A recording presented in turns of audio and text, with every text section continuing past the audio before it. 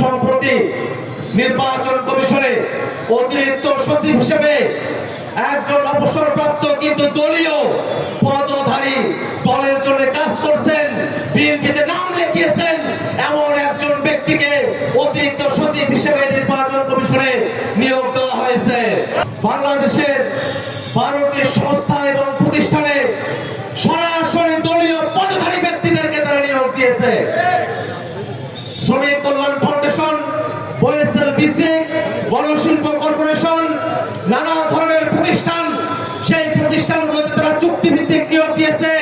যাদেরকে নিয়োগ দিয়েছে তারা সকলে তাদের দলের বিএনপির দলীয় পদধারী নেতা কর্মী। আমরা বলতে চাই, বাংলাদেশের যত রাষ্ট্রীয় প্রতিষ্ঠান এবং সংস্থা আছে, এই সংস্থাগুলোকে যদি নিরপেক্ষ ব্যক্তিদেরকে নিয়োগ না দিয়ে সেখানে যদি দলীয় ব্যক্তিদেরকে নিয়োগ দেওয়া হয়, তাহলে বাংলাদেশে আর কোনোভাবে সুষ্ঠু নিয়ম নীতি গণতন্ত্র অবশিষ্ট থাকে না। আরো দুর্ভাগ্যের বিষয়, সম্প্রতি নির্বাচন কমিশনে অতিরিক্ত সচিব হিসেবে একজন অবসরপ্রাপ্ত কিন্তু দলীয় পদধারী দলের জন্য কাজ করছেন, বিএনপিতে নাম লিখিয়েছেন এমন একজন ব্যক্তিকে অতিরিক্ত সচিব হিসেবে নির্বাচন কমিশনে নিয়োগ দেওয়া হয়েছে। নির্বাচন কমিশন তো কোনো দলীয় প্রতিনিধিত্বের জায়গা নয়। নির্বাচন কমিশনে নিরপেক্ষ ব্যক্তিদেরকে নিয়োগ দিতে হবে যাতে একটা নিরপেক্ষ নির্বাচন হয়।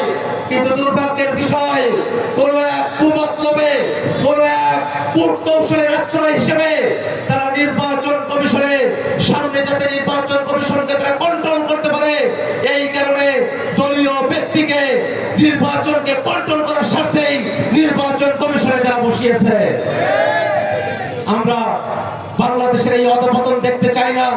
আমরা বাংলাদেশ রাষ্ট্রটাকে নতুন করে করতে চাই, এমন একটা বাংলাদেশ আমরা করতে চাই যেই বাংলাদেশে গণতন্ত্র থাকবে, সুবিচার থাকবে, যেই বাংলাদেশে নাগরিক অধিকার থাকবে, হিন্দু, মুসলমান, বৌদ্ধ, খ্রিস্টান সকলকে সাথে নিয়ে নতুন এক বাংলাদেশের যে প্রত্যাশা, সেই প্রত্যাশার সাথে নাগরিকের যত অসুবিধা আছে, নাগরিক বিভিন্ন অফিসগুলো থেকে যে হয়রানির মধ্যে পড়ে সেগুলোকে দূরীকরণ করে নাগরিক সেবা বৃদ্ধি করে বাংলাদেশকে একটা নাগরিক বান্ধব দেশ হিসেবে গড়ে তোলার যে লড়াই, সে লড়াইয়ের অংশ হিসেবে সামনে স্থানীয় সরকার নির্বাচনে জাতীয় নাগরিক পার্টি অংশগ্রহণ করবে।